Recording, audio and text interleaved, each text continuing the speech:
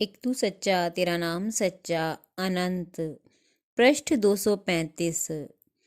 सतपुरुष बाबा फुलसंदे वाले कहते हैं, हे मनुष्यों, ईर्ष्या और द्वेष में जलते हुए की कोई दवा नहीं है। तुम ओछे काम मत करो, कोई तुम्हें ओछा नहीं कहेगा।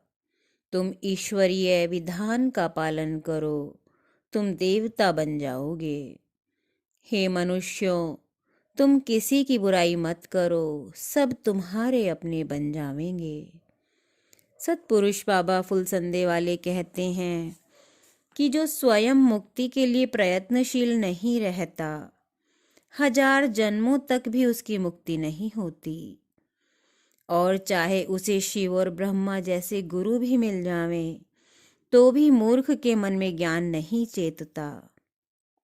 इसलिए तुम उत्तमता को, गुरु के वचन को, गुणों को और ईश्वरीय शांति को अपने हृदय में धारण करो। कैलाशपति महादेव कुमार कार्तिकेय से इस प्रकार बोले, यह शरीर देवालय है और उसमें जीव परमात्मा है। ऐसा समझकर उसकी पूजा जो करते हैं, वो ही ज्ञानी और सत्य धर्म में स्थित ब्रह्म ऋषि हैं। यह आत्मा का प्रकाश ही है जो सबको प्रकाशित करता है, और यह नाद है जिसमें सकल जगत जहान स्थित है। नाद ब्रह्म अपरंपार है। बागेश्वर ब्रह्म ने वाणी द्वारा इसी का गायन किया है। नारद, शारद, योगी, यति इस आत्म रूप में स्थित होके ही परम पद और मोक्ष को पाते हैं।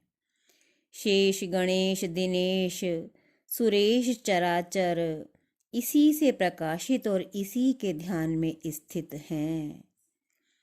यही देवों से पूजित और उपासना किया जाता हुआ परम तत्व और सत है।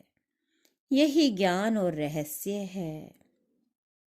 पक्षियों के इंद्र कहे जाने वाले शुद्ध आत्मा गरुड़ जिस तत्व को जानकर अमर हो गए, कौवों में श्रेष्ठ काक भुषंडी जिस आत्म तत्व में स्थित होकर जगत के प्रपंच को देखते हैं, और महाप्रलय में भी जिनका अभाव नहीं होता, मुनि शुकदेव जो पिछले जन्म में तोते के बच्चे के शरीर में थे, अनजाने ही भगवान शिव से तत्व का रहस्य और अमर कथा सुनकर जीवन मुक्त हो गए। नागों में शेषनाग, वृक्षों में पीपल, नदियों में गंगा जिस ज्ञान के स्पर्श से अमृत रूप हो गई, वो ज्ञान क्या है? वो उनके भीतर स्थित आत्म तत्व था जिसके दर्शन ने उनके बंधन काट दिए, उन्हें अनंत सत्ता के साथ एक कर दिया। यह जगत प्रकट होकर उसी में स्थित रहता है और उसी में अस्त होता है। ऐसा जो जानते हैं और जिनका भेद ज्ञान नष्ट हो गया है, जो सब में आत्मरूप उस एक चैतन्य तत्व को देखते और जानते हैं, वो ही जीवन मुक्त और धन्यता को प्राप्त हुई आत्माएं हैं। एक तू सच्चा तेरा नाम सच्चा।